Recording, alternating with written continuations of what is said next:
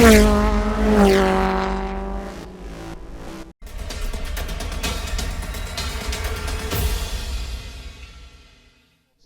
then, so riders lining up on the grid then. We're about to go racing. The number 15 of Taya Furusato, all expectation is on his shoulders here today. Can he make it 3 from 3 here at the Lusail International Circuit in 2021? I'm pretty sure he must think so, but there are many other riders, 22 of them in fact, well 21 other riders who want to take that mantra from him. The revs will go up, the adrenaline is about to spike, heart rate's peaking almost. The lights will go on and we'll be going racing.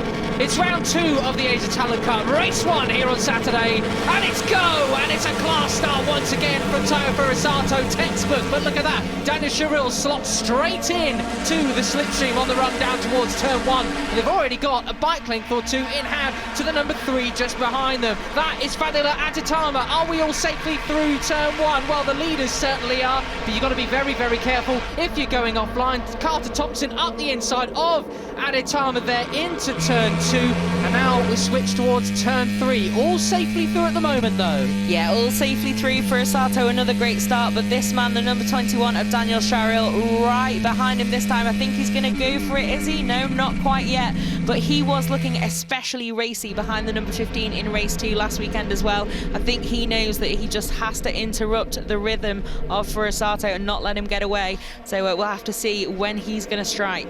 Yeah, we did get very close to the back there. Carter Thompson nearly hitting the back of Dan Sharil. Oh, we have got riders down already. One chopping mad at his fellow competitor there. I could not tell who that was, but thankfully they are both up and okay. I'm sure we'll get a graphic on our screen telling us who that was in very shortly. Good news for the guys, Fran. Furusato has not yet escaped. He has not, so that is very good news. Yeah, and it looks like Sharil is getting ever Carter closer. Thompson had a big moment there. Oh yeah, a bit of a wobble there, but yeah, Sharil really stalking the number 15 ahead of him then now, and we'll have to see. I don't think it's going to be very long at all until the Malaysian tries to strike, but not sure that start-finish straight though. Furusato will probably be able to hit right back if he strikes soon in the latter part of the lap, so just got to keep an eye on that. This is already getting feisty there in the fight for third. Yeah, I just saw there going into turn 10, number 13 Hakim Danish qualified down on the 4th row of the grid, an 11th spot, did not care for the lack of grip on the inside line going into turn 10. He was full lean making an overtaking move. How his front end didn't let go, I have no idea, but fair play that man, what a move. He is already up to 1st, 2nd, 3rd, 4th, 5th place. I was wondering if we were going to manage that quick enough. I was like, oh, he started at 1. Yeah, really impressive progress then from Danish. We thought we'd probably see it because we've seen him able to get past people last weekend and make good progress, but yeah, very much then back in contention for the podium. And Sharil then, is he going to manage to make that move into turn 1? He's certainly pulling out.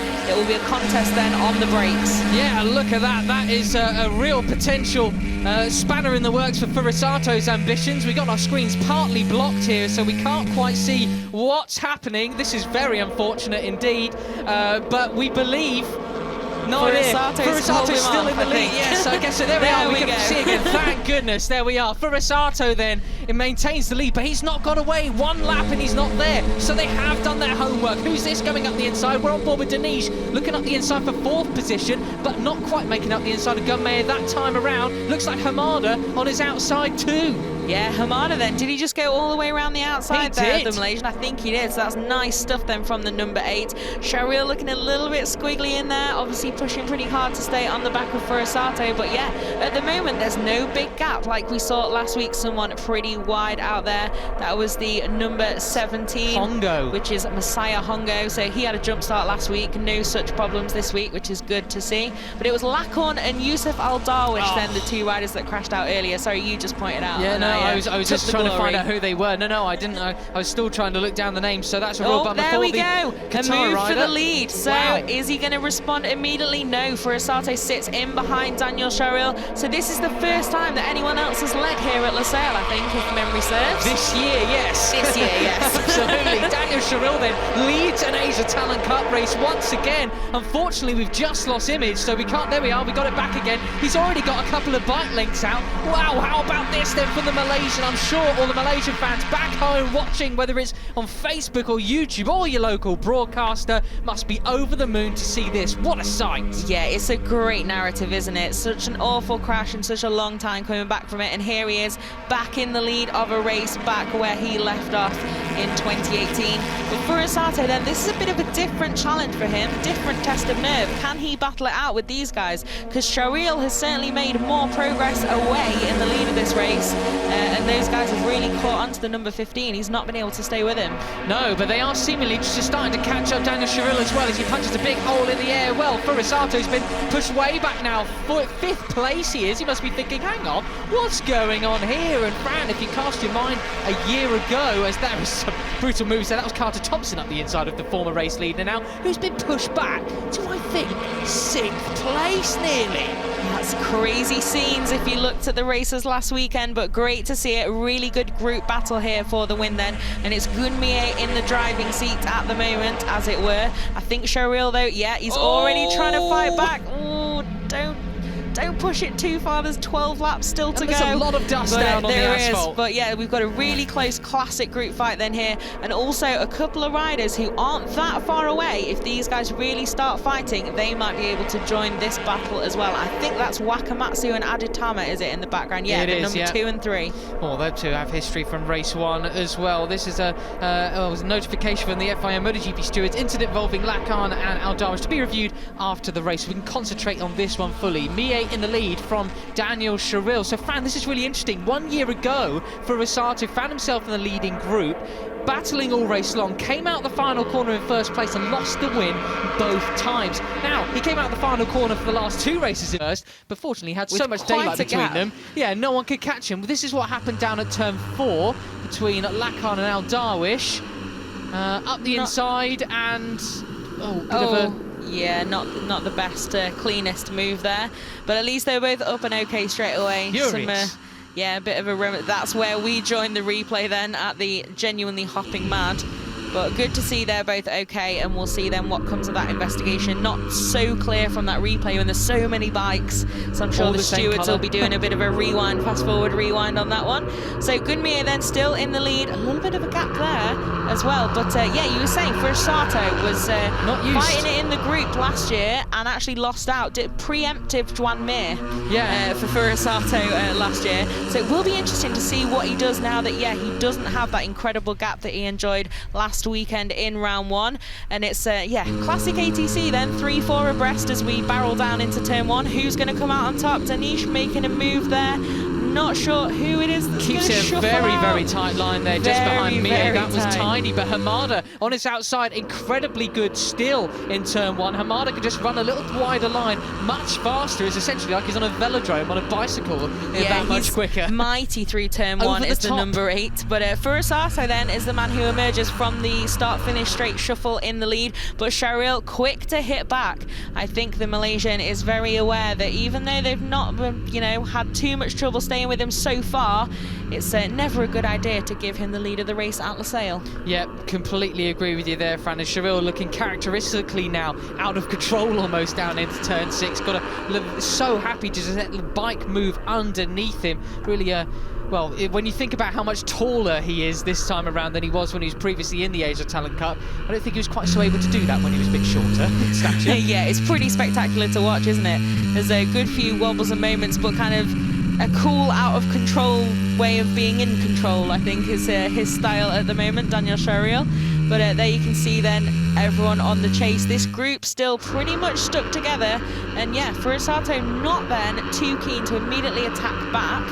But I don't know, it's an interesting game of chess, this. And Shariel and the other guys in this group, Mie, Hamada, Danish, Thompson as well, just at the back of it at the moment, they're doing a good job to manage to not slow each other up too much, and no one's been able to get away. What is the pace looking like at the moment? It's a 2:14 best lap then last time around, so the pace is significantly slower than it has been, well, this weekend and last weekend, you could say. You've got to put that really down to the very strong winds and lack of grip with the dust out there as well. But Fran, I'm quite surprised we haven't seen, touch wood, touching my head, more front-end swash-outs from these guys, despite these conditions out on track. Impressive handling already. Looks like Furusato pulling out the slipstream for the lead. But how long will that last? Because these guys are well in the slipstream zone as well, weaving all over the racetrack, dust being flung everywhere on the run down to turn 1. Who's going to get the run? Is it Hakim Denish looking down into turn 1? No, Furusato round the outside.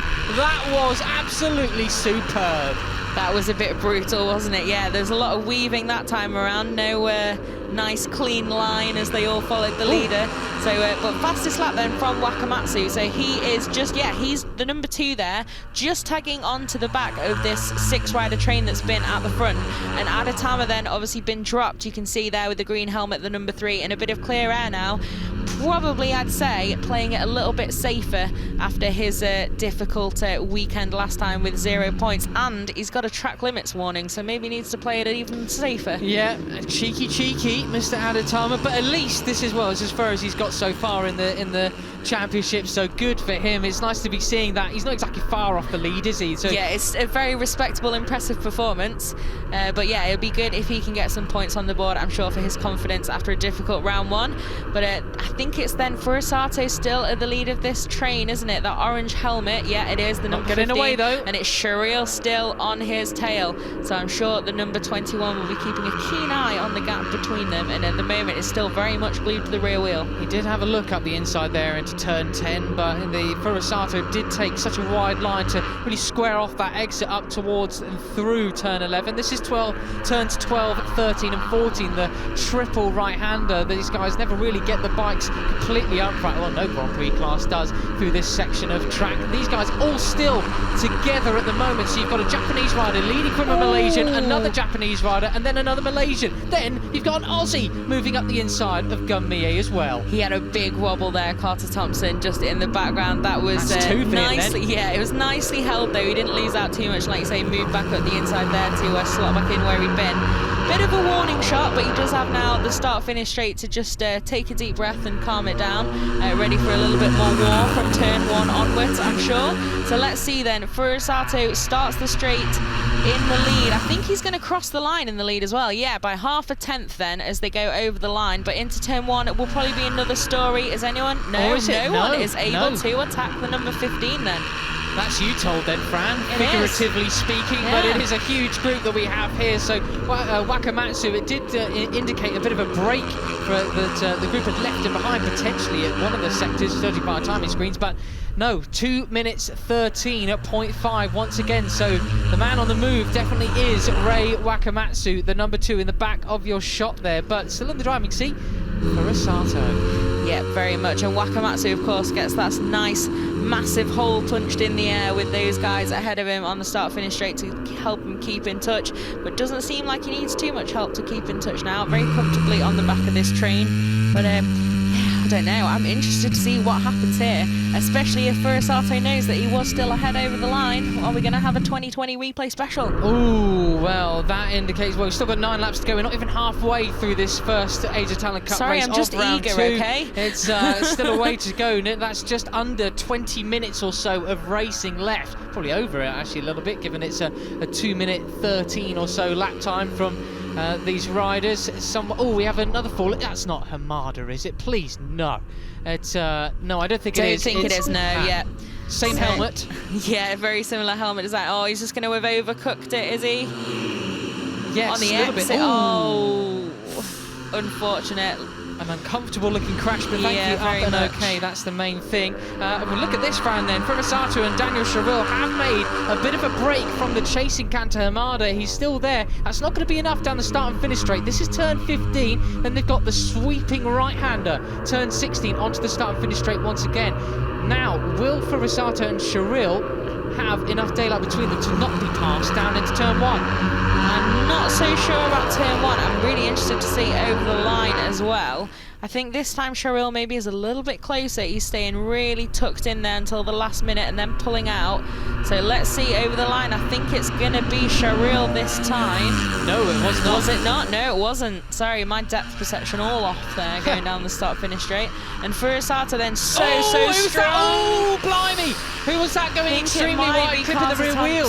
I'm not sure. It's hard to tell with these helmets. Number 5. It was Gun Mie, and I think it could have been Hakim Danish as well. Yeah, I think they both got caught up in that a little bit. So they set the fastest lap, and then did the classic, what you see quite a lot in MotoGP qualifying, when they just run on into turn 1, like gave everything I had. Moto 2, yeah, just completely forget the braking marker. But yeah, so that was a little bit previous there around turn 1, but no harm done, except that there is now a bit of a bigger gap there. 15 and 21 starting to escape. Hamada looking fairly solid there on the chase, and then a little bit scrappy from these guys just behind the number 8. Oh, I'd love to get a replay of that, because that was pretty spectacular and a very, very tense moment, not least for all those guys there. May need a change of levers after that one for that. I was watching Furisato and impressive braking around there to keep it together, and then you just woo, and yeah, quite the drama there. Yeah, down into turn 1. Scary stuff for these guys, but they're fierce, and that was Sharil looking up the inside of Furisato once again. Notice their difference in lines, that they prefer around turn 10 to get a clean run out on towards turn 11. It looks like every time Sharil's taking a big peek at the inside. Is he actually going to make a move? No, but what about into turn 12? He's looking up the inside of Furisato again. Yes, he does go for the move. Look at that corner speed he's carrying there. Huge stuff from the rather now relatively tall Malaysian rider. Yeah, that was a nice move.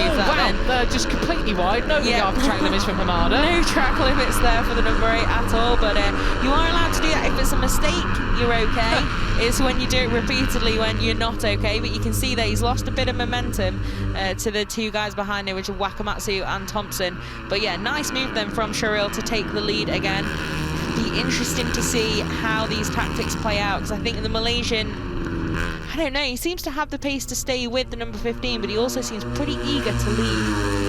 Yeah, maybe he thinks that their pace together will be substantially better than that of their chasers. Good to see. He's looking all the way back down the home straight. Okay, it's 1.2-ish kilometres long, but still many a rider still well within sight. As Furisato takes the lead once again, or does he? Because Sharil looks up the inside and Furisato cuts his nose off, says, if you're going to want to go up the inside, you're going to have to sit on the curb, sunshine. And that gives him now a bit of breathing space from between the number 15 and the 21. Yeah, that was a little bit brutal, and I'm sure now we're going to see pedal to the metal from Daniel Sharil to catch him back up, because you give even an inch and I'm sure Furisato will be happy to take a mile.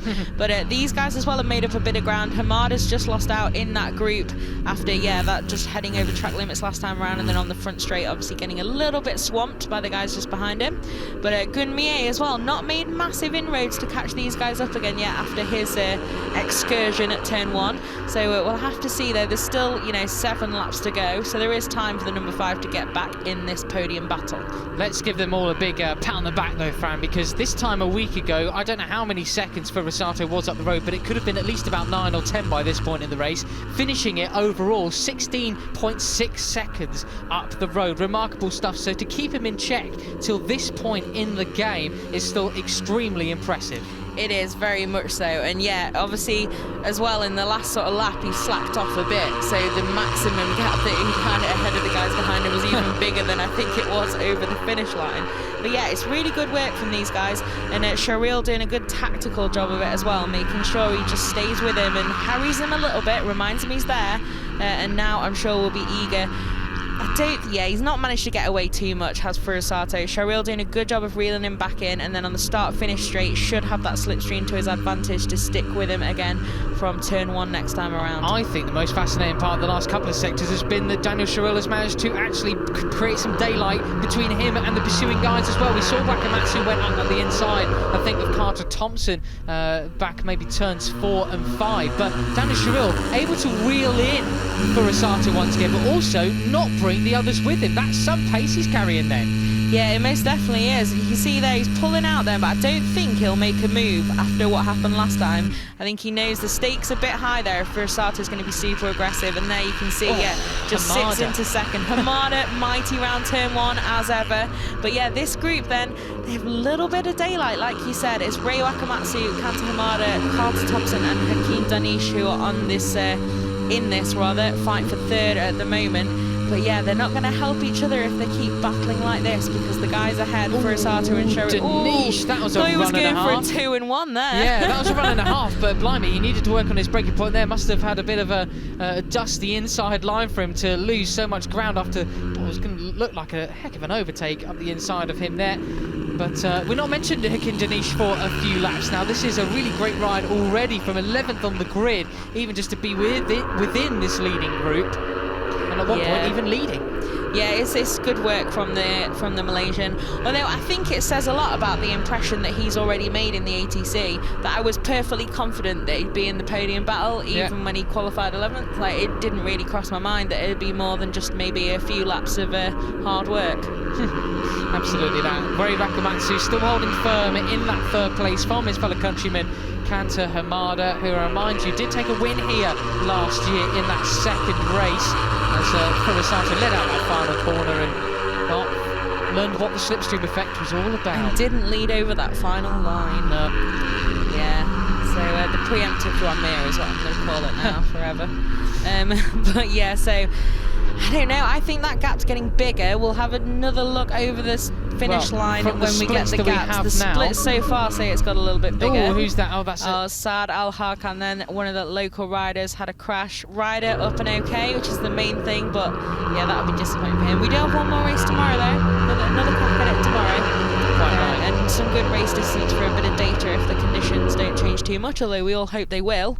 Let's see then what we're going to get from the shuffle this time round. Yeah, as they come over the line then, what is the gap to the chasers? The gap is now 1.6 seconds, and that was one lap ago 0.9 seconds. So Furisato and Shiril working in tandem beautifully, and there you go, fastest lap of the race at 2:13.0. That is not quite near the pole position time from Furisato this morning at 2:12.9, but it is getting there. So conditions improving for some of these guys, corner lap by lap, and that was Wakamatsu going extremely wide out of turn 2, giving Carter Thompson the opportunity to perhaps overtake him here into turn 4, but no. I thought it was going to go for that as well. But yeah, last time around then, Sharil was 0.02 slower than Furisato. Those two guys were the quickest on track by some margin and split by almost nothing. I think this is going to be a great duel. What we're going to get at the replay here? Can anything spicy happen? Out the inside, I suppose. Yeah. I think it's a nice slow-mo of Furisato being his excellent self through turn 1, maybe. Yeah. Let's see. But also got to say, Fran, Daniel Sharil, this is exactly what he would have been intending to do from the moment he came back to the Asia Talent Cup, starting this 2021 season.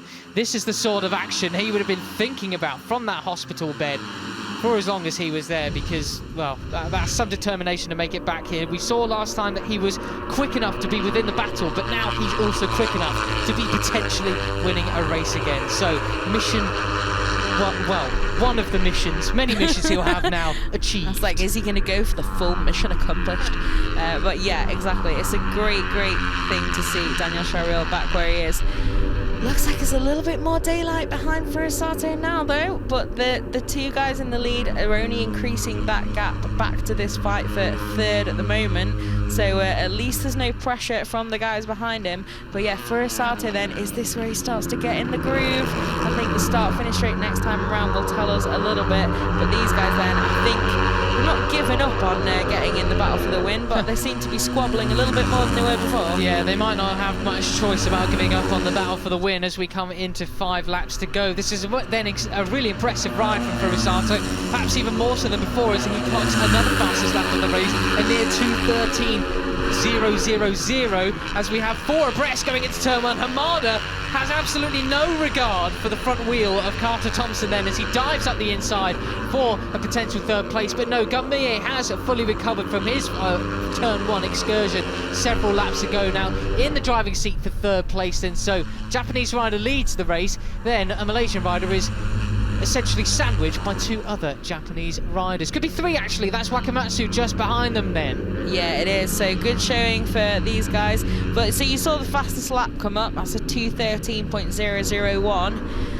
I'm afraid Shariel's was a little bit slower that time. It was a 0.186 slower than Furasato. Maybe it was a one-off, maybe he can gather it back together, but the time is ticking now for Daniel Shariel to really get back in touch with Furasato in the last few laps of this race. Gotta say though, I mean, he'll be pretty miffed not having taken that winning return to action here, but still a podium within the third race of his return at Asia Talent Cup action is something that he could be eventually very, very proud of indeed.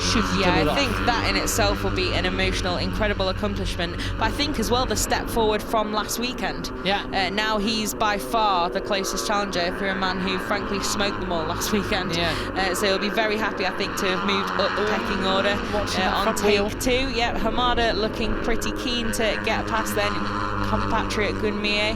But yeah, I don't know if we'll make it happen quite like that. These guys can be pretty aggressive. I think maybe for now the start-finish straight may be a bit of a safer option. Yeah, it could well be, as Furasato heads up into turn 16 for one more run along the straight. This is a really impressive ride again then, because he did look like he got a bit shaken and stirred as he was punted back through the group as they caught him down the straight near the start of the race. But this sort of recovery job, picking everybody off, making his way back through, and look at that, complete opposite sides of the start and finish straight, and then it's still fending off Daniel Shariel, increasing his pace coming into these final few laps is very, very impressive indeed from Furasato. Looks like from one year to the next he's learned how to be a proper racer. Yeah, definitely. Really impressive stuff from him. Like you say, really calm and yeah, just doesn't seem to have been bothered by those earlier race kind of group fights that he got involved in. Last time around as well, good news, Daniel Shariel was quicker by about half a tenth, but he was the quicker of the two leaders, which is good news. And Hakeem Danish was even quicker than both of them. So these guys have suddenly really pulled the pin. Yeah, and you can really see as well the difference in top speeds as well. We can see it on our timing screens that these guys coming across the start and finish straight with only 2 riders working together for the slipstream. It's around about 200 kilometers an hour maximum, but the riders behind, well, Carter Thompson came across the line with 208 kilometers an hour. Oh, wow. So yeah, it really does show it could be a real duel to the line. Look at this, Fran. Daniel Shariel keeping him just about in check, keeping the pressure on that Furasato cannot let off in these final, now 2.5 laps. Yeah, I'm interested to see. He did do a very good job last time around. Yeah, like we said, going a little bit quicker than Furasato, but the Japanese rider seems to have answered back again on this lap. So I don't know. He's not going to be able to make a move from that distance on the final lap, I don't think. So he will need to carry on that job of trying to reel him in nice and slowly. He is. He's definitely closer, visibly closer this time around. Just don't want to also draw your attention to third place at the moment, Carter Thompson. Fran, as the expert on Asia Talent Cup, would this be Carter Thompson's first podium in the Asia Talent Cup? I'm not sure, actually. I think it may be. Could well be. You're asking me now for 2019 memories. Come on, apologies. Yeah, well, he was very close last weekend though, because he got a 4th place in race 1, and he'd be very happy with that, I'm sure, because had really good progress with Carter Thompson showing, especially in 2019, and really coming up, like started with some points, then a bit further forward, then in the top 10, and then unfortunately, obviously, with the COVID-19 pandemic last year, didn't get to see if he'd do that again. But this is a really good showing. I will double check it though. I don't want to get off the fence. Sorry for putting you on the spot there. But as we turn our attention to the penultimate lap, look at this as the lights have come on. There's everybody home watching this one. It's Daniel Shariel versus Furasato. He's reeled him back in once again, and that, well, the lap times. Oh, that's Furasato. That's a mistake. And Shariel is in the lead once again. A big mistake into turn 2. That was unexpected and also kind of a bizarre. It's almost like he let him through, but I shouldn't think so. I mean, it's an impossibility. I shouldn't think so, given how confident he's been leading lap after lap after lap here at Lusail. No way. I'm sure that was a mistake,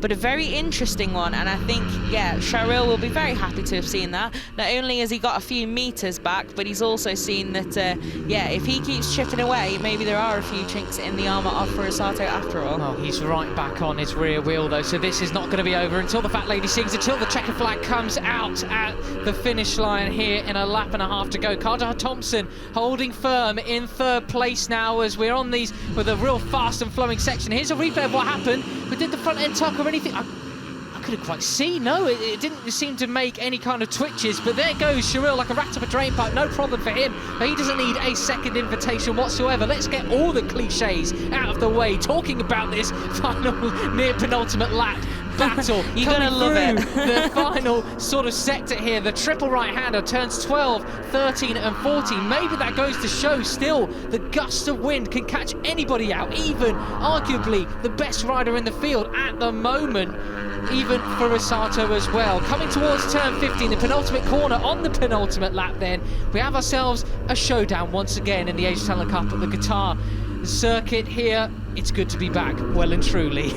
I've done something terrible with Carter Thompson, and I've confused him with a compatriot. Ah, well, never mind. It's Apologies absolutely to the okay. nation of Australia. Furusato looks up the inside of Shiril. They're now neck and neck coming down the start and finish straight. He retakes the lead into that final corner as I think Shiril is doing a dummy run. He wants to see if he comes out that final corner in second place, can he take the victory?